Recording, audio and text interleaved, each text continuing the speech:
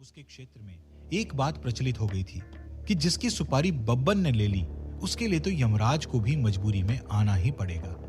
यमराज भी उसकी बात मानने से इनकार नहीं कर सकते। जीशान ने उसकी जान बचाई थी, इसलिए बब्बन उसका पूरा ख्याल रखता था। दोनों की दोस्ती बहुत गहरी थी। बब्बन को अपने क्षेत्र में अपार सफलता मिल रही थी। सफलता के साथ दौलत भी आई थी। सफलता और दौलत के मिले जुले शुरूर ने उसे पूरी तरह मदहोश बना दिया था। सफलता के नशे में ऐसा चूर उसे लगने लगा था कि कुछ भी कर सकता है। उसे किसी का डर नहीं रह गया था। बब्बन के ऐसा मानने का कारण था कि उसे कई रसूखदार लोगों से संरक्षण मिला हुआ था। वही रसूखदार लोग जो समय पड़ने पर उसका इस्तेमाल करते थे। कई मामलों में उसका नाम था। उसके नाम की फाइल कई थानों में थी, लेकिन अब तक किसी भी केस में उस पर कोई अपराध साबित नहीं हुआ था। वो एक दो बार पकड़ा भी गया, पर सबूतों के अभाव में छूट गया। ऐसे में उसकी मदद उन रसूखदार लोगों ने ही की। आईजी मोहन सहगल एक दिलेर पुलिस ऑफिसर थे। उन्होंने कई खूंखार अपराधियों को जेल की सलाखों के पीछे पहुंचा दिया था। उनके रहते कई मशहूर अपराधी अपना क्षेत्र छोड़कर भाग गए थे। मोहन सहगल जब शहर के आईजी बनाए गए तब मलखान सिंह नाम के एक अपराधी का बहुत बोलबाला था, किंतु राजनीतिक संरक्षण मिले होने के कारण वो बेखौफ अपराध कर रहा था। कोई उसका कुछ नहीं बिगाड़ पा रहा था। कई आपराधिक मामले होने के बावजूद भी उसे आसानी से बेल मिल गई थी। कंस्ट्रक्शन बिजनेस के पर्दे के पीछे वो अपराध का काला साम्राज्य चला रहा था। मलखान की नजर एक पुरानी हवेली पर थी। वो चाहता था कि उस हवेली को खरीदकर उसमें एक होटल खोले, लेकिन हवेली के मालिक हरवंश राय उसे बेचने को तैयार नहीं थे। हरवंश राय की वो पुश्तैनी हवेली थी। उन्हें अपनी हवेली से बहुत प्यार था। अपने जीते जी वो इस हवेली को नहीं बेचना चाहते थे। हरवंश की कोई संतान नहीं थी। उनकी इच्छा थी कि उनकी मृत्यु के पश्चात सरकार हवेली को अपने कब्जे में लेकर उसे जनता की भलाई के किसी भी कार्य में इस्तेमाल करे। मलखान ने अवैध तरीके से हरवंश राय की हवेली को अपने नाम कराकर कब्जे में ले लिया। हरवंश राय ने इस बात का विरोध किया, मामले को मीडिया में ले जाने की धमकी दी, तो मलखान ने उनकी हत्या कर दी। आईजी मोहन सहगल को जब इस बात की जानकारी मिली तो उन्होंने मलखान को उसके किए की सजा देने के लिए कमर कस ली। उन्होंने उसके खिलाफ कई सारे सबूत एकत्र किए। मलखान को जब पता चला कि आईजी मोहन सहगल उसके खिलाफ कार्यवाही करने की तैयारी कर रहे हैं, तो उसने उनकी हत्या करवा दी। इस हत्या की सुपारी उसने बब्बन को दी। पैसा अधिक था, लेकिन पुलिस वाले को मारना खतरनाक था। जीशान ने उसे आगाह किया, देख भाई, पुलिस वाले को मारने में खतरा है, मेरी मानो तो सोच लो। बब्बन ने अहंकार के साथ कहा, चाहे जिसकी सुपारी मिले, मेरे लिए वो बस एक शिकार है। सोचना क्या है, जैसे पहले काम किया है वैसे इस बार भी काम करेंगे। बब्बन के ऐसा कहने पर जीशान मान गया। पैसे का लालच उसके लिए भी बहुत था। मोहन सहगल अपने एक रिश्तेदार की शादी के रिसेप्शन से लौट रहे थे। उनके साथ उनका ड्राइवर और गनर था। बहुत रात हो चुकी थी। एक सुनसान मोड़ पर किसी ने रास्ते में बल्लियां लगाकर रास्ता रोक रखा था। आईजी मोहन सहगल ने ड्राइवर से कहा कि जाकर देखे कि क्या बात है। ड्राइवर के साथ उनका गनर भी नीचे उतर गया। उन लोगों ने आसपास देखा, कोई भी नहीं था। तभी अचानक ही एक गोली आकर गनर को लगी। वो वहीं ढेर हो गया। आईजी मोहन सहगल गोली की आवाज सुनकर बाहर आए। बब्बन अचानक उनके सामने आ गया। जब तक वो समझ पाते, उसने उन पर गोलियां चला दी। ड्राइवर कुछ करने की स्थिति में नहीं था। वो बस भय से खड़ा कांप रहा था। बब्बन और जीशान ने मिलकर मोहन सहगल की हत्या कर दी। एक पुलिस अधिकारी की हत्या करने के बाद बब्बन के हौसले बुलंद हो गए थे। आईजी मोहन सहगल की हत्या में उसके शामिल होने का शक तो था, पर कोई पुख्ता सबूत नहीं था। पुलिस उसे तलाश कर रही थी। जीशान की सलाह पर वो शहर छोड़कर चला गया था। आईजी मोहन सहगल की हत्या के समय उनका बेटा अंगद पुलिस ट्रेनिंग के अंतिम दौर में था। ट्रेनिंग पूरी कर वो एसपी रैंक पर नियुक्त हुआ। उसने अपनी पोस्टिंग उसी शहर में करवाई जहां उसके पिता की हत्या हुई थी। एसपी अंगद सहगल के हाथ जब बब्बन की फाइल लगी तो उसने तय कर लिया कि वो बब्बन को सलाखों के पीछे पहुंचाकर ही रहेगा। एसपी अंगद सहगल ने बड़ी चालाकी से मलखान और बब्बन पर अपना शिकंजा कसना शुरू किया। मलखान सिंह के खिलाफ तो उसके पिता ने बहुत से सबूत एकत्र कर रखे थे। अपनी पूरी तैयारी करने के बाद एसपी अंगद सहगल ने मलखान को कानून की गिरफ्त में जकड़ लिया। बब्बन को छिपकर रहना अच्छा नहीं लग रहा था। बार बार उसका मन अपनी जिंदगी में लौटने को कर रहा था। जीशान ने उसे बड़ी मुश्किल से संभाल रखा था। इसी बीच उसे एक और बड़ा काम मिला। एक आईएएस अधिकारी मंजुला नेगी ने उत्खनन माफिया के खिलाफ जंग छेड़ रखी थी। बब्बन को उसकी हत्या करने का कॉन्ट्रैक्ट मिला। बब्बन ये काम पूरा करने के लिए तैयार हो गया। एसपी अंगद सहगल द्वारा मलखान सिंह को गिरफ्तार किए जाने की खबर मीडिया में खूब सुर्खियां बटोर रही थी। एसपी अंगद सहगल ने ऐलान किया था कि अब अगला नंबर बब्बन का है। इस बार जीशान ने इस बात का पुरजोर विरोध किया कि मंजुला नेगी की हत्या करे, पर बब्बन के मन में अहंकार था कि कोई उसका कुछ नहीं बिगाड़ सकता है। उसने कहा, मैं डर कर जी नहीं सकता। इस तरह कायरों की तरह छिपे रहना मुझे अच्छा नहीं लग रहा। मैं अपना काम करूंगा। जीशान ने समझाते हुए कहा, भाई ये कायरता नहीं, समझदारी है। जानते हुए कोई आग में हाथ नहीं डालता। एसपी अंगद सहगल आईजी मोहन सहगल का बेटा है। उसने कहा है कि अब अगला नंबर तुम्हारा है। जब उसके आईजी बाप से नहीं डरा तो उससे कैसे डरूंगा? देखो बब्बन, मैं इस बार तुम्हें कोई खतरा मोल नहीं लेने दूंगा। कुछ दिन रुक जाओ। जब मामला शांत हो जाएगा तब जो मन में आए करना। बब्बन के सर पर जिद सवार थी।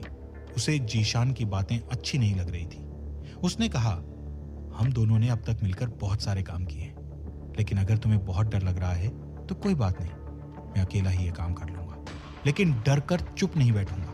जीशान ने उसे हर तरह से समझाने की कोशिश की, लेकिन बब्बन मानने को तैयार नहीं था। जीशान उसे अकेला नहीं छोड़ सकता था। उसने कहा, तुम्हारी दोस्ती की खातिर सब जानते हुए भी मैं तुम्हारा साथ देने को तैयार हूं। अब जो भी मुसीबत आएगी साथ में झेलेंगे। उन दोनों ने मिलकर मंजुला नेगी को मारने का प्लान बनाया। बब्बन को अपने माथे पर किसी का स्पर्श महसूस हुआ। एक आवाज सुनाई पड़ी, बहुत तेज बुखार है, लगता है पानी में भीगने से बीमार पड़ गया है। बब्बन ने आंखें खोली। एक आदमी उसके सर के पास बैठा था। उसे आंखें खोले देखकर उस आदमी ने कहा, कहां से आए हो बाबा? बब्बन ने कोई जवाब नहीं दिया। वो बस इधर उधर नजरें घुमा रहा था। वो बेहोशी की स्थिति से बाहर आया था। उस बेहोशी में उसे बड़े अजीब से अनुभव हुए थे।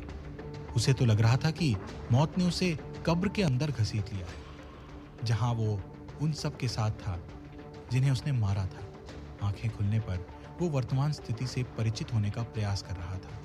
कुछ ही क्षणों में उसे याद आ गया कि वो पानी से बचने के लिए कब्र के पास आकर लेट गया था। उस आदमी ने कहा, क्या हुआ बाबा, ऐसे क्यों देख रहे हो? उस आदमी के पास उसका एक साथी खड़ा था। उसने कहा, चाचा, हमको तो लगता है कि अभी तक पूरे होश में नहीं आए हैं। न जाने कब से ये यहाँ पड़े होंगे।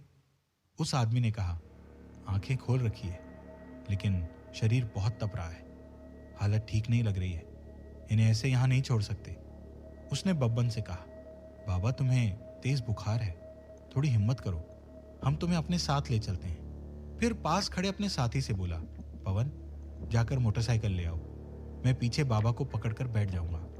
पवन ने कहा, ठीक है चाचा, अभी लेकर आता हूं। कुछ देर में मोटरसाइकिल आ गई। उस आदमी ने बब्बन को सहारा देकर मोटरसाइकिल में बैठाया। उसके बाद उसे पकड़कर पीछे बैठ गया। मोटरसाइकिल बब्बन को लेकर आगे बढ़ गई। ऐसी ही दिलचस्प कहानियां सुनने के लिए सुनते भाग 11। सुबह हो गई थी। खिड़की से आती हुई धूप का एक टुकड़ा बब्बन के चेहरे पर पड़ रहा था। उसने आंखें खोली। वो एक कमरे में था।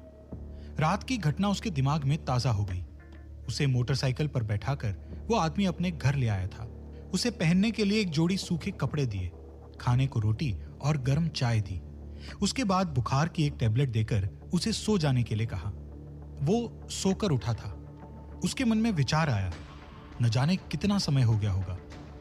बब्बन एक तख्त पर लेटा था। वो उठकर बैठ गया। अब वो अच्छा महसूस कर रहा था। कल रात तो उसका बदन बुखार में भट्टी की तरह तप रहा था, लेकिन अब शरीर गर्म नहीं था। कमरे में और कोई नहीं था। उसने उठकर देखने की कोशिश की। तभी वो आदमी कमरे में दाखिल हुआ। बब्बन को जागा हुआ देखकर उसने पूछा, अब कैसी तबीयत है? बब्बन ने कहा, अच्छी है, बुखार नहीं है। कल रात बारिश थमने के बाद मैं अपने भतीजे को लेकर बस चहलकदमी करने निकला था। मैदान में कब्र के पास देखा तो आप लेटे हुए थे। पास गया तो आप बहुत तेज बुखार में जल रहे थे। मैं अपने भतीजे के साथ आपको यहां ले आया। बब्बन ने कहा, आपका बहुत बहुत धन्यवाद। मुझे तो लग रहा था कि मैं जीवित नहीं बचूंगा, पर आप मुझे यहाँ ले आए। मैं जान सकता हूँ कि आपका नाम क्या है? मेरा नाम उत्तम कुमार चौरसिया है। गांव के स्कूल में गणित का मास्टर हूँ। अपने भतीजे पवन के साथ यहाँ रहता हूँ।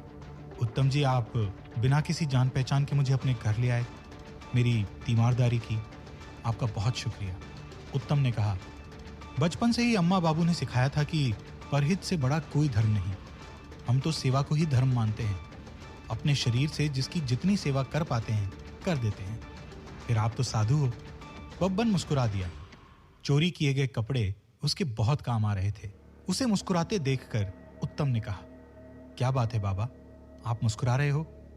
बब्बन ने कहा, साधु तो तुम हो जो अपना पराया नहीं देखते। सिर्फ गेरुआ पहन लेने से कोई साधु नहीं होता। बाबा, बहुत कम उम्र में संन्यास ग्रहण कर लिया, जब मन संसार से उचट जाए। वैसे तो सारी उम्र मन संसार में रमा रहता है, कभी कभी छोटी उम्र में ही उचट जाता है। बाबा की बात से उत्तम बहुत प्रभावित हुआ। उसे याद आया कि बाबा ने रात में थोड़ा बहुत खाया था, अब भूख लगी होगी।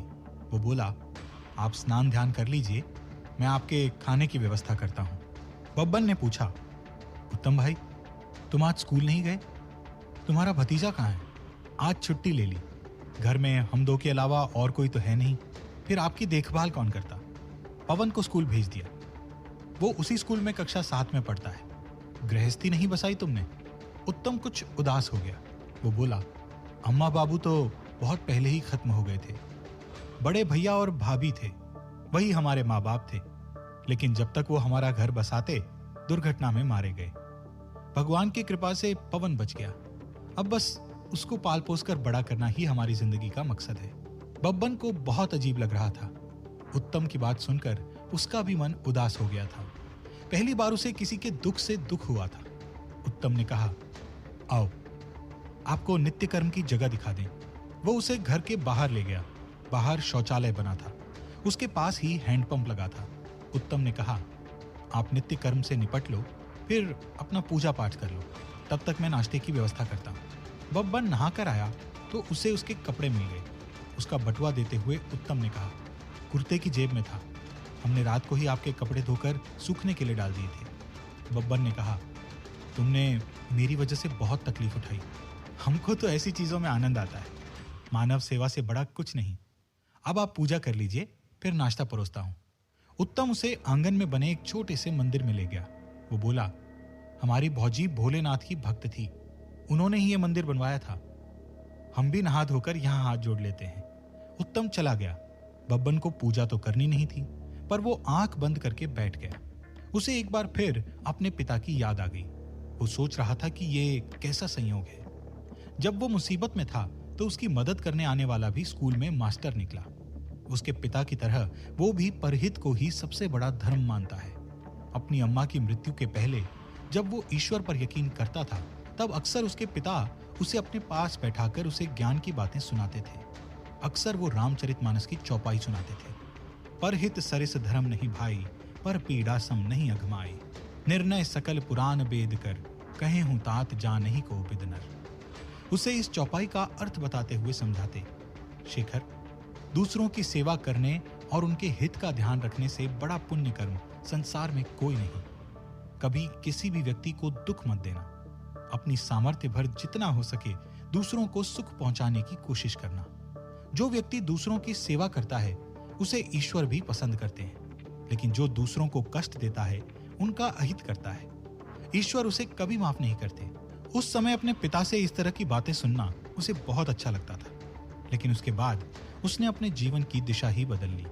अपने पिता की कही हर बात का उल्टा करने में ही उसे आनंद आता था। अपने फायदे के लिए दूसरों की जान लेना ही उसके जीवन का मकसद बन गया था।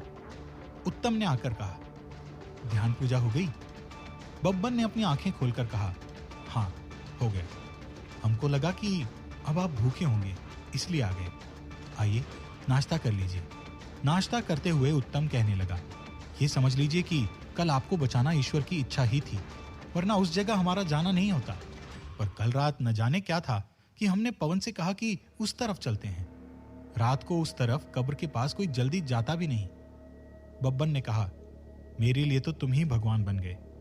हम तो सही इंसान बन जाएं वही बहुत है, बाकी तो कराने वाले ईश्वर हैं। नाश्ते के बाद बब्बन चलने के लिए खड़ा हो गया। उत्तम ने कहा, कहाँ जाने के लिए खड़े हुए? अभी तो ठीक हुए हैं, मेरी मानिए तो 1-2 दिन यहीं रुक जाइए। पानी और साधु का ठहर जाना अच्छा नहीं। वैसे भी अब ठीक हूं, जैसी आपकी इच्छा। लेकिन पवन के आने तक तो रुक जाते। कल रात वो भी बहुत परेशान था, और ज्यादा रुकूंगा तो कदम जकड़ जाएंगे। बब्बन जाने के लिए तैयार था, लेकिन उसका मन मुश्किल समय में उत्तम और पवन ने जो सहायता की थी उसके लिए उपकार की भावना से भरा था। वो सोच रहा था कि अगर ऐसी सहायता किसी ने तब की होती जब उसके पास सब कुछ था, तो वो उसे उसकी सहायता के लिए बहुत कुछ दे सकता था। लेकिन आज उसके पास बटुए में कुछ पैसों के अलावा कुछ भी नहीं था। उसने बटुए से 100 रुपए का एक नोट निकालकर उत्तम की ओर बढ़ाते हुए कहा, तुमने जो कुछ भी किया है उसका कर्ज चुकाना तो बहुत मुश्किल है, लेकिन पवन के लिए एक छोटी सी भेंट रख लो। उत्तम ने हाथ जोड़कर कहा, हमने जो किया वो तो एक इंसान होने के नाते हमारा फर्ज था। उस समय आपकी जो हालत थी उसमें आपको वैसे तो छोड़ा ही नहीं जा सकता था। हमने वही किया जो एक अच्छे इंसान को करना चाहिए। ये कहते हुए उत्तम के चेहरे पर आत्मसंतोष था। बब्बन नहीं चाहता था कि पैसे देकर उसकी भावनाओं को ठेस पहुंचाए। उसने पैसे बटुए में रख लिए।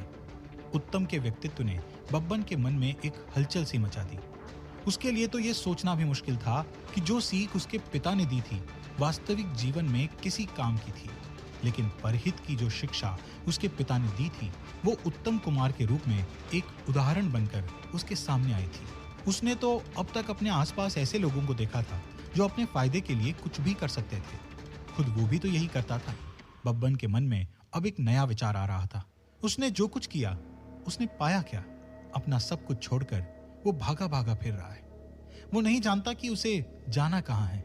जब उसने जुए में जीती हुई रकम से साइकिल खरीदी थी तब उसके पिता ने समझाया था, शेखर, गलत रास्ता कभी भी सही दिशा की तरफ नहीं ले जाता। कुछ समय के लिए इस रास्ते पर सुंदर सुंदर दृश्य दिखाई पड़ते हैं, लेकिन उसके बाद ये रास्ता एक ऐसे अंधे मोड़ की ओर चला जाता है जहां से एक लंबी अंधेरी सुरंग शुरू होती है जिसका अंत नहीं मिलता है। उसे अपने बाबा की बात का सही मतलब आज समझ आ रहा था। वो ऐसे ही एक सुरंग में दाखिल हो चुका था। ऐसी ही दिलचस्प कहानियां सुनने के लिए भाग 12। आसमान का पश्चिमी छोर छाई लालिमा संकेत दे रही थी कि एक और दिन समाप्त होने को था। बब्बन एक ट्रक के ऊपर बैठा था। उसकी अपनी कोई मंजिल नहीं थी। वो तो बस भटक रहा था। जहां भी ट्रक उसे उतार देगा उसके आगे से वो फिर अपनी यात्रा शुरू कर देने वाला था। अपने दोस्त रमेश के घर से भागे हुए उसे 2 दिन हो गए थे। अब उसका मन बुरी तरह इस भटकाव से थक चुका था, लेकिन वो समझ नहीं पा रहा था कि क्या करे। एक सवाल बार बार उसे परेशान कर रहा था, इतने लोगों का खून बहाकर उसे क्या मिला? अपनी राह में कितनी लाशें बिछाकर वो आगे बढ़ा था। आगे बढ़ने के लिए उसने अपने मददगार वकील तक को नहीं छोड़ा।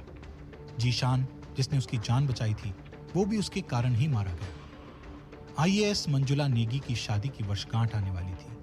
हर बार वो अपने पति के साथ देवी के मंदिर जाती थी। बब्बन और जीशान ने तय किया कि उसी दौरान अपना काम किया जाए। बब्बन को जो जानकारी मिली थी उसके अनुसार मंजुला जब भी अपने व्यक्तिगत काम से कहीं जाती थी तो ना तो सरकारी गाड़ी का प्रयोग करती थी और ना ही सिक्योरिटी का। मंजुला की शादी की वर्षगांठ रविवार को पड़ रही थी। उस दिन छुट्टी थी। इसकी पूरी संभावना थी कि मंजुला अपनी व्यक्तिगत कार में बिना सिक्योरिटी के आएगी। बब्बन ने मंदिर जाकर जगह का मुआयना किया था। मंदिर के आसपास एक बाजार लगता था। इस बाजार में अधिकांशतः पूजा के सामान की दुकानें थी। मंदिर के बगल से एक गली जाती थी जो कोई 500 मीटर के बाद मुख्य सड़क से मिल जाती थी। यहीं से भागा जा सकता था। काम कठिन था। जीशान ने उससे एक बार और सोच लेने को कहा, पर बब्बन अभी भी अपनी जिद पर अड़ा था। जीशान और बब्बन कई बार उस इलाके में गए। उन्होंने अलग अलग तरीके से उस दिन जो घटेगा इस बात की रूपरेखा अपने दिमाग में बनाई। मंदिर के सामने की सड़क अधिक चौड़ी नहीं थी। वहां लगने वाली दुकानों के कारण रास्ता और भी संकरा हो जाता था। बब्बन ने अंदाजा लगाया कि आईएएस मंजुला नेगी की कार मंदिर से कुछ दूरी पर खड़ी होगी। उसके बाद मंजुला अपने पति के साथ करीब 50 मीटर की दूरी चलकर जाएगी। आईएएस मंजुला की कार खड़ी होने की एक ही सही जगह थी। बब्बन ने उस जगह के आसपास अच्छी तरह देखा। उसने वो जगह तय कर ली जहां से मंजुला पर गोली चलानी थी। वारदात वाले दिन वो उस जगह पर छिपा था जो उसने तय की थी।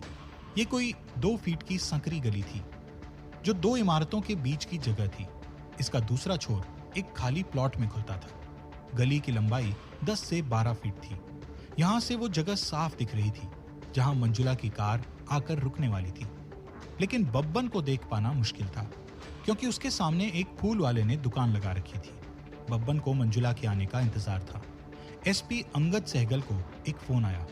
उसने अपना नाम नहीं बताया। उसने सूचना दी कि आईएएस मंजुला नेगी पर जानलेवा हमला होने वाला है। आईएएस मंजुला नेगी अपने पति के साथ मंदिर जा रही है।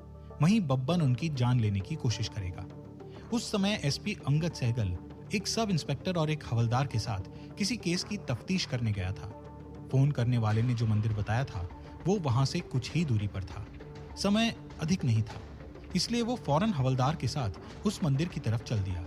रास्ते में उसने अपनी टीम को मंदिर पर पहुंचने के लिए फोन कर दिया। बब्बन जीशान के साथ संपर्क में था। जीशान को बता रहा था कि वो भी अलर्ट रहे। किसी भी समय आईएएस मंजुला नेगी की कार आ सकती है। अपना काम करते ही वो प्लॉट पर पहुंचेगा। जीशान भी अलर्ट था। जैसे ही बब्बन आता वो मोटरसाइकिल को उस गली में ले जाता जो मुख्य सड़क से मिलती थी। आईएएस मंजुला नेगी की कार आकर रुकी। ये हुंडई की i10 कार थी। आईएएस मंजुला नेगी की व्यक्तिगत कार थी। कार आईएएस मंजुला नेगी का पति ड्राइव करके लाया था। पहले कार से उसका पति उतरा, फिर उसने दरवाजा खोलकर बड़े अदब के साथ अपनी पत्नी को नीचे उतारा। आईएएस मंजुला नेगी के हाथ में पूजा की थाली थी। बब्बन तैयार था। उसने आईएएस मंजुला नेगी पर निशाना साधा। बब्बन ने ट्रिगर दबा दिया। आईएएस मंजुला नेगी अपने पति के साथ आगे बढ़ रही थी। अचानक न जाने कैसे पूजा की थाली फिसलकर नीचे गिर गई। वो उसे उठाने के लिए झुकी। उसी समय गोली उसके सर के ऊपर से होती हुई कार में जाकर लगी। आईएएस मंजुला नेगी के पति ने उसे अपनी ओर खींचा और किनारे की एक दुकान के पीछे जाकर छिप गया। चारों तरफ अफरा तफरी मच गई। पहली बार ऐसा हुआ था कि बब्बन अपने काम में चूक गया था। उसने सोचा कि वो उस दुकान के पीछे जाकर आईएएस मंजुला नेगी पर गोली चला दे। वो अपनी जगह से निकलने की सोच रहा था कि तभी उसकी नजर एसपी अंगद सहगल पर पड़ी। एसपी अंगद सहगल के कारण ही बब्बन को छिपकर रहना पड़ रहा था। वो उसके लिए दुश्मन था। अपने दुश्मन को सामने देखकर बब्बन की उंगली एक बार फिर ट्रिगर पर पहुंच गई। लेकिन जब तक वो ट्रिगर दबाता, एसपी अंगद सहगल दूसरी जगह पहुंच गया जहां आईएएस मंजुला नेगी और उसका पति छिपे थे। गोली की आवाज सुनकर जीशान तैयार हो गया था, लेकिन बब्बन को आते हुए ना देखकर उसने उससे कहा, क्या हुआ बब्बन, तुम आ क्यों नहीं रहे? बब्बन ने कहा, पहली बार मेरा निशाना चूक गया, वो बच गई। एसपी अंगद सहगल भी यहां आ गया है। तो फिर वहां रुके क्यों हो? भागो नहीं तो हम फंस जाएंगे। जीशान की बात सुनकर बब्बन उसके पास भागा। एसपी अंगद ने हवलदार को आदेश दिया कि वो आईएएस मंजुला नेगी और उसके पति को पुलिस जीप में सुरक्षित निकाल ले जाए। उसने सब इंस्पेक्टर से कहा कि शूटर यहीं कहीं होगा, वो निकलने न पाए। आईएएस मंजुला नेगी की कार जहां रुकी थी उसके बगल से भी एक रास्ता था जो प्लॉट की तरफ जाता था। एसपी अंगद सहगल और सब इंस्पेक्टर उस तरफ ही बढ़ गए। बब्बन भागकर जीशान के पास पहुंचा। वो तैयार था। बब्बन भागकर मोटरसाइकिल के पीछे बैठ गया। मोटरसाइकिल आगे बढ़ती उससे पहले ही एक गोली आकर जीशान के सीने में लगी। जीशान के साथ मोटरसाइकिल गिर पड़ी। बब्बन भी जमीन पर आ गया। वो फुर्ती से उठा और प्लॉट में बनी एक टूटी दीवार की ओर भागा। एक फायर हुआ, लेकिन वो उससे बचकर दीवार के पीछे चला गया। वहां से वो जीशान को तड़पते हुए देख रहा था। कुछ क्षण तड़पने के बाद जीशान ने दम तोड़ दिया। अपने दोस्त को मरता देखने के अलावा बब्बन कुछ नहीं कर पाया। उसकी आंखों में आंसू थे। उसका वो दोस्त चला गया था जिसने मुश्किल में उसकी जान बचाई थी। बब्बन ने खुद को संभाला। ये वक्त सचेत रहकर भागने की युक्ति निकालने का था। बब्बन ये नहीं जानता था कि कितनी पुलिस है। उसे तो बस भागने का उपाय करना था। जीशान पर सब इंस्पेक्टर ने गोली चलाई थी। इस समय उसने और एसपी अंगद सहगल ने भी प्लॉट में रखे ईंटों के ढेर के पीछे पोजीशन ले रखी थी। उधर से 2 बार फायर हुआ था, लेकिन बब्बन बच गया। बब्बन सोच रहा था कि क्या करे। प्लॉट जिस सड़क पर था वो आगे जाकर उसी गली से मिल जाती थी जो मुख्य सड़क की तरफ जाती थी। जीशान के पास मोटरसाइकिल पड़ी हुई थी। बब्बन के पास एक ही रास्ता था, वो किसी तरह मोटरसाइकिल तक पहुंचे और उसे लेकर भाग जाए। बब्बन की तरफ से शांति देखकर सब इंस्पेक्टर अपनी रिवॉल्वर लेकर ढेर के ऊपर से देखने की कोशिश करने लगा। बब्बन को उसका सिर दिखाई पड़ा। उसने उस पर गोली चलाई जो उसके माथे पर लगी। उसकी मौत हो गई। एसपी अंगद सहगल अपने साथी की मौत से परेशान हो गया। उसको अपनी टीम के पहुंचने का इंतजार था, लेकिन वो ये भी नहीं चाहता था कि टीम के आने से पहले बब्बन भाग जाए। बब्बन ने अंदाजा लगा लिया था कि एसपी अंगद सहगल और घायल सब इंस्पेक्टर के अलावा अभी कोई और पुलिस वाला नहीं है, वरना अब तक उसे घेर लिया गया होता। इससे पहले कि और पुलिस आए, उसे भागना ही होगा। वो जानता था कि अगर उसे भागना है तो कुछ रिस्क उठाना पड़ेगा। वो दीवार के पीछे से निकलकर ईंटों के ढेर की तरफ बढ़ा। एसपी अंगद सहगल ईंटों के ढेर के पीछे छिपकर सोच रहा था कि क्या करे। उसने सोचा कि चुपचाप बैठे रहने से काम नहीं चलेगा। अभी तक टीम नहीं आई है। अगर बब्बन निकल गया तो ये उसके लिए बहुत फजीहत वाली बात होगी। एसपी अंगद सहगल ने अपनी रिवॉल्वर संभाली और ईंटों के ढेर के पीछे से झांका। बब्बन उधर ही बढ़ रहा था। उसने गोली चला दी। बब्बन की नजर उस पर पड़ गई थी। वो एक तरफ कूदकर बच गया। एसपी अंगद सहगल ईंटों के ढेर के पीछे से निकल आया। बब्बन ने फुर्ती दिखाई। उसने गोली चलाई जो कि एसपी अंगद सहगल के कंधे पर लगी। उसकी रिवॉल्वर उसके हाथ से छूटकर गिर गई, लेकिन वो बचकर ईंटों के ढेर के पीछे जा छिपा। बब्बन के लिए सही मौका था। उसने फौरन मोटरसाइकिल उठाई, उसे स्टार्ट किया और वहां से फरार हो गया। ऐसी ही दिलचस्प कहानियां सुनने के लिए सुनते भाग 13। ट्रक एक जगह आकर रुकी। बब्बन अपने ख्यालों से बाहर आया। नीचे से ट्रक के क्लीनर ने आवाज लगाई, ओ साधु महाराज, नीचे उतर आओ, अब हम आपको आगे नहीं ले जा सकते। बब्बन ट्रक से नीचे उतर आया। ट्रक एक ढाबे के पास रुका था। उसने बटुआ निकालकर तय पैसे चुकाए। एक बार फिर उसने बचे हुए पैसों को गिन कर देखा। ट्रक वाले को पैसे देने के बाद उसके पास 330 रुपए बचे थे। उत्तम का घर छोड़ने के बाद से बब्बन ने कुछ नहीं खाया था। उसको भूख लग रही थी। उसने बचे हुए पैसों के बारे में सोचा। उसके मन में दो विचार आए। एक ये कि बचे हुए पैसों में से कुछ और पैसे खाने पर खर्च कर दे। दूसरा ये कि खुद को किस्मत के भरोसे कर आगे बढ़ जाए। बब्बन ने सोचा कि किस्मत के सहारे ही तो वो जीवित है, वरना उस दिन एसपी अंगद सहगल की चलाई गई गोली उसे लग सकती थी। ऐसा होता तो या तो उस दिन उसकी मौत हो गई होती या फिर वो पकड़ा गया होता, लेकिन उसकी किस्मत ने उसे बचा लिया। बब्बन के कानों में एक ग्राहक की आवाज आई। वो ढाबे पर काम करने वाले लड़के से और कढ़ी लाने के लिए कह रहा था। कढ़ी का नाम सुनते ही उसका मन ललचा गया। कढ़ी उसे बहुत अच्छी लगती थी। उसकी अम्मा बहुत अच्छी कढ़ी बनाती थी। उसके जाने के बाद उसे वैसी कढ़ी खाने को तो नहीं मिली, लेकिन जब भी उसे मौका मिलता था वो कढ़ी खाता था। वो सोचने लगा कि आखिरी बार उसने कढ़ी कब खाई थी। उसके मन में आया कि वो भी कढ़ी का ऑर्डर दे दे, लेकिन फिर उसने अपने आप को रोक लिया। वो जानता था कि यदि वो अपने मन के हिसाब से चलेगा तो बहुत पैसे खर्च हो जाएंगे, लेकिन उसके लिए यह भी जरूरी था कि पेट में कुछ डाले। बब्बन ने ढाबे के एक लड़के से पूछा, यहां चाय मिलेगी?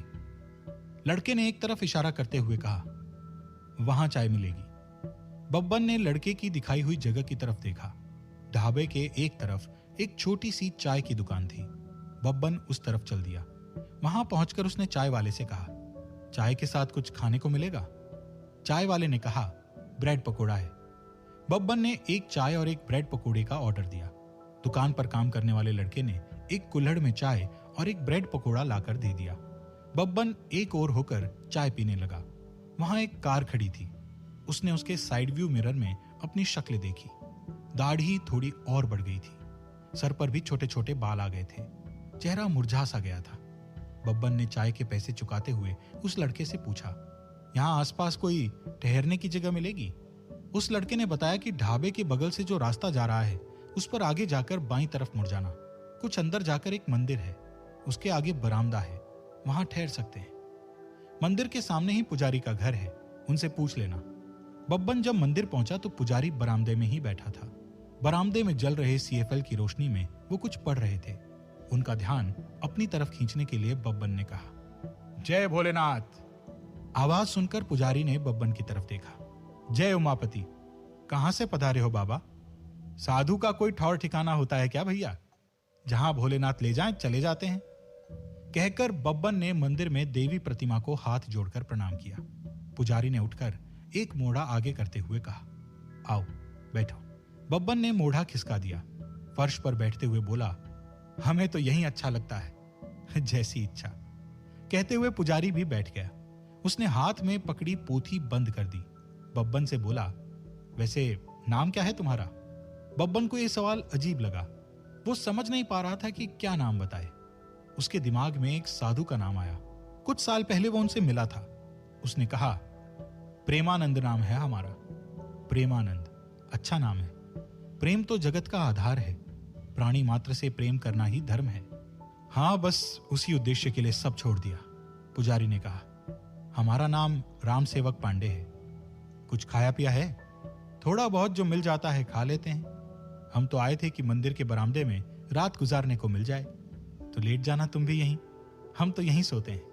वैसे हमारी कोठरी है सामने, पर उमस बहुत लगती है, इसलिए यहीं सोते हैं। राम सेवक ने सामने की तरफ दिखाया। एक कोठरी थी वहां। वो आगे बोला, कोठरी के पीछे एक हैंडपंप लगा है, वहां चाहो तो हाथ पैर धो लो। हम चले जरा भोजन का प्रबंध करने। कोई है नहीं बनाने वाला? अकेले हैं, जैसे बन पड़ता है बनाकर खा लेते हैं। राम सेवक अपनी कोठरी में चला गया। उमस बहुत थी। बब्बन ने सोचा कि वो भी हाथ पैर धो ले। वो उठकर हैंडपंप पर चला गया। हाथ पैर धोए, थोड़ा पानी पिया, फिर इधर उधर देखने लगा। हैंडपंप के आसपास अमरूद के 2 पेड़ लगे हुए थे। बड़े और पके हुए अमरूद देखकर बब्बन का मन उन्हें खाने का हुआ।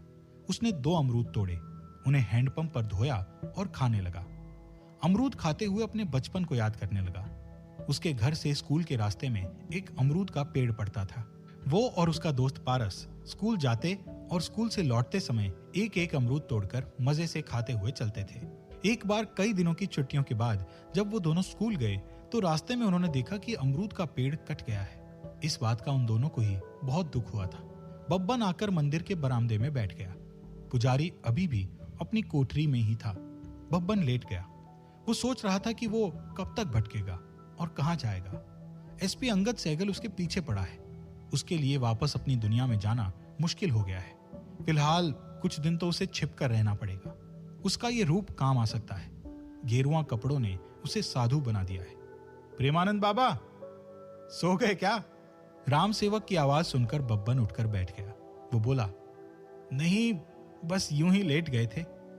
राम सेवक ने कहा, आज दोपहर में कुछ खाए नहीं थे, इसलिए जल्दी खाना बना लिया। ज्यादा नहीं, खिचड़ी बनाई है, कोठरी में चलकर तुम भी खा लो। बब्बन ने कहा, हमारे लिए काहे तकलीफ की? इसमें तकलीफ क्या है? कौन पकवान बनाया है? खिचड़ी है, दोनों थोड़ी थोड़ी मिलकर खा लेते हैं। बब्बन राम सेवक के साथ उसकी कोठरी में चला गया। राम सेवक ने स्टील की 2 थालियों में खिचड़ी परोसी। बब्बन को भूख लगी थी। उसने चाय के साथ एक ब्रेड पकोड़ा ही खाया था। उसका मन भी दाल चावल खाने को हो रहा था। दाल चावल की जगह खिचड़ी भी अच्छी लग रही थी। खाते हुए राम सेवक अपनी कहानी बताने लगा। 5 साल से अकेले हैं। हमारी पत्नी अपनी पहली जचकी में भगवान को प्यारी हो गई। बच्चा भी नहीं बचा। अम्मा थी, उनकी सेवा में ही लगे रहते थे।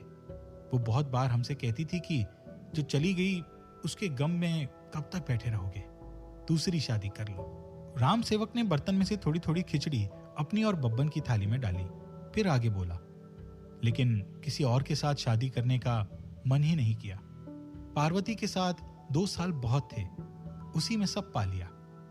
बब्बन सिर्फ उसकी बातें सुन रहा था, कुछ बोल नहीं रहा था।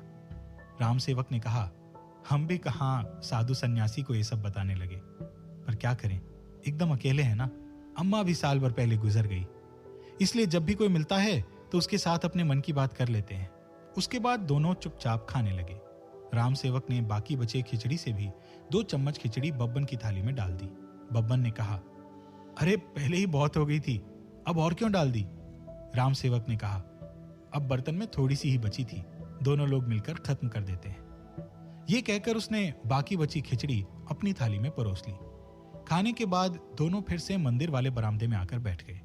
राम सेवक ने कहा, अपने बारे में कुछ बताओ बाबा। बब्बन मुस्कुरा दिया। वो बोला, पुरानी पहचान कब की छोड़ दी, अभी जो हैं तुम्हारे सामने है। राम सेवक ने कहा, सही है, सन्यासी तो अपना सब कुछ पीछे छोड़कर आते हैं। चलो कुछ और बातें करते हैं, कोई भजन सुनाओ। बब्बन का साधु वेश तो दिखावा था, वो ईश्वर को नहीं मानता था। भजन से उसका दूर दूर तक वास्ता नहीं था। उसने टालते हुए कहा, मैं क्या, आप तो पुजारी हैं, आप गाइए। नहीं, ये विनती तो माननी ही पड़ेगी। बब्बन के सामने समस्या खड़ी हो गई। राम सेवक ने जिस तरह विनती की थी उसे टालना उसके लिए संभव नहीं था। उसे अपनी अम्मा के द्वारा गाया जाने वाला एक भजन थोड़ा बहुत याद था। उसने वही गाना शुरू कर दिया। बब्बन को जितना आता था उतना भजन गा दिया। उसके बाद राम सेवक और उसके बीच कुछ और बातें हुई। इसी बीच बिजली चली गई। बरामदे में जलता सीएफएल बंद हो गया। अंधेरा हो गया। राम सेवक चुप हो गया। कुछ देर में ही उसके खर्राटों की आवाज आने लगी। बब्बन उस अंधेरे में लेटा हुआ अपने मन में उठ रहे विचारों से जूझ रहा था। ऐसी ही दिलचस्प कहानियां सुनने के लिए सुनते रहें प्रतिलिपि एफएम। भाग 14। बब्बन के मन में इस समय कई तरह के विचारों का तूफान सा उठा हुआ था। एक तरफ उसके मन में सब कुछ छूट जाने का आक्रोश था। इस सब का कारण वो एसपी अंगद सहगल को मान रहा था। उस दिन उसकी गोली एसपी सहगल के कंधे पर लगी थी। उसके बाद वो मोटरसाइकिल लेकर भाग गया था। भागकर सबसे पहले वो रूपेश सक्सेना के पास पहुंचा। रूपेश के कहने पर ही बब्बन को आईएएस मंजुला नेगी की हत्या का कॉन्ट्रैक्ट मिला था। रूपेश के लिए उसने कई सारे काम किए थे। उसने जब रूपेश को सारी घटना के बारे में बताया तो उसने फौरन ही उससे कहा कि वो यहां से चला जाए, उसका यहां रहना ठीक नहीं है। रूपेश सक्सेना सत्ताधारी पार्टी का प्रमुख नेता था। सरकार बनते समय जब विभागों का बंटवारा हो रहा था तब खनन मंत्रालय संभालने के लिए दो नाम सामने आए थे, एक रूपेश का और दूसरा मंगत राम सिन्हा। लेकिन विभाग मिला मंगत राम को। मंगत राम रूपेश के रिश्ते में था। वो उसकी मौसेरी बहन का पति था, लेकिन राजनीति के क्षेत्र में वो उसके गुरु जैसा था। उसके साथ ही रूपेश ने राजनीति में कदम रखा था। मंगत राम के संरक्षण से ही वो आगे बढ़ पाया था। रूपेश ने भी उस समय इस फैसले को स्वीकार कर लिया था। मंगत राम बहुत ही चालाक और मंझा हुआ नेता था। उसके कार्यकाल में खनन के ठेके देने में अनियमितता बढ़ती गई। कई ठेकेदारों को सीमा से अधिक खनन करने पर कोई पाबंदी नहीं लगाई गई। ठेकेदारों से जितनी रॉयल्टी बनती थी उससे कम वसूली गई। कई ऐसे ईंट भट्टे थे जो पर्यावरण मंजूरी के बिना मिट्टी खोद रहे थे। इन सब अनियमितताओं का फायदा मंगत राम को मिल रहा था। रूपेश ने भले ही सार्वजनिक तौर पर कभी नाराजगी न दिखाई हो, किंतु मंत्री पद छिन जाने की वजह से वो खुश नहीं था। मंगत राम की तरक्की उसके दिल को और जला रही थी। वो जानता था कि यदि मंगत राम रास्ते से हट जाए तो फिर मंत्री पद उसे मिल सकता है। मंगत राम को रास्ते से हटाने के लिए उसने बब्बन को याद किया। मंगत राम की इकलौती बेटी की शादी कुछ ही दिनों पहले हुई थी। शादी का सारा कार्यक्रम तो उसने शहर के एक लग्जरी रिजॉर्ट में किया था, पर अपने क्षेत्र की जनता को खुश करने के लिए शादी के 20 दिन बाद उसने अपने पुश्तैनी घर पर एक कार्यक्रम आयोजित किया था। रूपेश ने उसे इसी अवसर का लाभ उठाने के लिए कहा था। अपने गांव में मंगत राम की बड़ी इज्जत थी। सभी उसके चाहने वाले थे, इसीलिए अक्सर वो बिना सिक्योरिटी के गांव वालों के बीच जाकर उनसे मिलता जुलता था। वो गलत तरह से कमाता था, पर अपने गांव वालों की भलाई पर भी खर्च करता था। गांव वाले उसे अपने परिवार के मुखिया की तरह समझते थे। तभी जब उसने अपनी इकलौती बेटी की शादी गांव वालों से दूर शहर में की तो गांव वालों को इसका दुख हुआ। लेकिन अपनी जनता की नब्ज समझने वाले मंगत राम ने फौरन ही गांव वालों को खुश करने के लिए एक भोज और भगवती जागरण की व्यवस्था की। भोज की व्यवस्था मंगत राम के पुश्तैनी घर में हुई थी। भगवती जागरण के लिए गांव में स्थित देवी मंदिर के आगे पड़े मैदान में बड़ा सा टेंट लगाया गया। यह देवी मंदिर भी मंगत राम ने ही बनवाया था। मंगत राम, उसकी पत्नी और उसके बेटी दामाद सब पंडाल में मौजूद थे। रूपेश भी उन लोगों के साथ था। एक दूसरे नंबर के साथ वो बब्बन के संपर्क में भी था। बब्बन जीशान के साथ पंडाल में मौजूद था। अपने काम को किस तरह अंजाम दिया जाए वो ये सोच रहा था। मंगत राम और उसका परिवार सबसे आगे बैठा था। उसके सुरक्षा कर्मी भी वहां मौजूद थे। उनके सामने मंच पर जागरण मंडली थी। इस समय एक भजन गायक माता का भजन गा रहा था। सारे गांव वाले ताली बजा बजाकर उसके भजन का आनंद ले रहे थे। बब्बन के मन में विचार आया कि यदि यहां किसी तरह भगदड़ मच जाए तो वो अपना काम कर सकता है। वो जीशान को लेकर पंडाल के बाहर गया। उसने जीशान को अपने मन की बात बताई। जीशान ने कहा, बहुत सावधान रहना पड़ेगा। भगदड़ में जहां मौका होगा वहीं पकड़े जाने के भी चांसेस होंगे। बब्बन ने कहा, वो तो है, पर हमको रिस्क तो लेना ही पड़ेगा। मंगतराम मंत्री है, इतनी आसानी से कहीं और हाथ नहीं आएगा। जो करना है आज ही करना है, मोटी रकम का सवाल है। जीशान ने पूछा, रूपेश कोई मदद नहीं करेगा? वो हमें मुंह मांगी रकम दे रहा है, काम तो हमको ही करना है। वैसे भी वो पूरे समय मंगतराम के साथ रहना चाहता है, ताकि बाद में उस पर शक ना जाए। ठीक है, कुछ सोचते हैं। कुछ देर बाद जीशान ने एक उपाय बताया। बब्बन को वो उपाय ठीक लगा। उन लोगों ने पहले तय कर लिया कि कैसे क्या करना है। उसके बाद अपनी योजना को अंजाम दिया। पंडाल में पूरा माहौल बना हुआ था। लोग गायक के साथ ताली बजाकर गा रहे थे। कुछ लोग अपनी जगह पर खड़े होकर नाच भी रहे थे। तभी अचानक बिजली चली गई। पंडाल के एक कोने से आग की लपटें उठने लगी। लोग परेशान हो गए।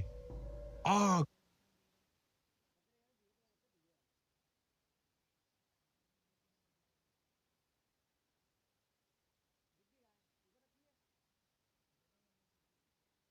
आग का शोर सब तरफ फैल गया। अपनी जान बचाने के लिए लोग इधर उधर भागने लगे। मंगतराम के सुरक्षा कर्मियों ने फौरन उसे और उसके परिवार को अपने घेरे में ले लिया।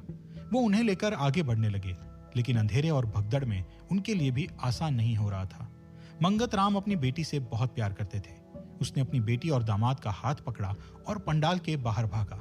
पंडाल से निकलने के दो ही रास्ते थे। एक रास्ते की तरफ आग लगी थी, इसीलिए सभी लोग दूसरे रास्ते से निकलने की कोशिश कर रहे थे। इससे और भी ज्यादा अफरा तफरी मच गई थी। मंगतराम किसी तरह लोगों को धकेलता अपनी बेटी को लेकर बाहर आ गया। दामाद का हाथ पहले ही छूट गया था। बब्बन उसी भीड़ में मिल गया था। वो धक्का मुक्की करते हुए मंगतराम के पास आया। उसकी गन में साइलेंसर लगा था। मंगतराम के पास पहुंचकर उसने उसके सीने से सटाकर गोलियां चला दी। भगदड़ के शोर में किसी को कुछ समझ नहीं आया। अपना काम कर बब्बन फिर भीड़ को धक्का देते हुए भाग गया। पापा! मंगतराम की बेटी की दर्दनाक चीख पूरे वातावरण में गूंज उठी। बब्बन जीशान को लेकर उस जगह पहुंचा जहां रूपेश ने उन दोनों के भागने की व्यवस्था कर रखी थी। वहां एक कार खड़ी थी। वो कार बब्बन और जीशान को लेकर यूपी और राजस्थान बॉर्डर के पास एक गांव में ले गई। वहां कुछ घंटे रुकने के बाद राजस्थान के नंबर वाली दूसरी कार उन्हें रूपेश के जयपुर के एक फार्म हाउस में ले गई। वहां 4 दिन रहने के बाद बब्बन और जीशान छुट्टियां मनाने के लिए गोवा चले गए। 2 महीने की लंबी छुट्टी बिताने के बाद दोनों अपनी जिंदगी में वापस आ गए। तब रूपेश ने बब्बन को बचाने के लिए उसकी पूरी कोशिश की थी। तब उसकी गरज थी, पर जब बब्बन उससे मदद मांगने गया तो उसे इस बात की फिक्र थी कि इस केस के चलते कहीं उसके और बब्बन के रिश्ते की खबर मीडिया में ना आ जाए। रूपेश के हाथ खड़े कर देने पर बब्बन कई और उन लोगों के पास गया जिन पर वो भरोसा करता था। सभी ने रूपेश की तरह उसे टाल दिया। उसकी थोड़ी बहुत मदद उन रिश्तेदारों ने की जिनकी उसने मदद की थी। इनमें रमेश भी था। रमेश उसके मामा का लड़का था। इसके साथ साथ उसका दोस्त भी था, लेकिन उसके पास में अधिक देर ठहर नहीं पाया। जब से उसके घर से भागा वो भटकता फिर रहा था। बब्बन सोच रहा था कि जिन लोगों पर उसने भरोसा किया, वक्त पड़ने पर उन सभी लोगों ने उसकी मदद करने से इनकार कर दिया। अब उसे अपनी पहचान एक नए सिरे से बनानी पड़ेगी। उसके लिए उसे समय चाहिए। फिलहाल तो उसके लिए आवश्यक था कि वो अपने आप को पुलिस के हाथ में पड़ने से बचाए, लेकिन अब इस तरह वो कब तक भागेगा? ये जरूरी है कि वो कुछ समय के लिए किसी ऐसी जगह जाकर रहे जहां उसे पकड़ पाना आसान ना हो। उसका साधु वाला रूप इस काम में उसकी मदद कर सकता है। अपने विचारों में खोया हुआ वो सो गया। बब्बन को अपने ऊपर कुछ चलता हुआ महसूस हुआ। उसने आंखें खोली। बिजली आ गई थी। सीएफएल की रोशनी में उसने अपनी छाती के ऊपर एक सांप को बैठे हुए देखा। उसकी घिग्गी बंध गई। हिलना मत, राम सेवक ने बब्बन को हिदायत दी। बब्बन वैसे भी डर के मारे पत्थर बना हुआ था। राम सेवक ने पास पड़ा उसका गमछा उठाया। उसे लेकर दबे कदमों से बब्बन के पास आया। गमछा सांप के ऊपर फेंककर फुर्ती के साथ सांप को गर्दन से पकड़कर दूर फेंक दिया। बब्बन की सांस में सांस आई। राम सेवक ने बताया कि वो पेशाब करने के लिए उठा था। जब वो लौट कर आया तो उसने बब्बन की छाती पर सांप बैठे देखा। 2 दिनों में दूसरी बार था जब बब्बन की जान को किसी ने बचाया था। ऐसी ही दिलचस्प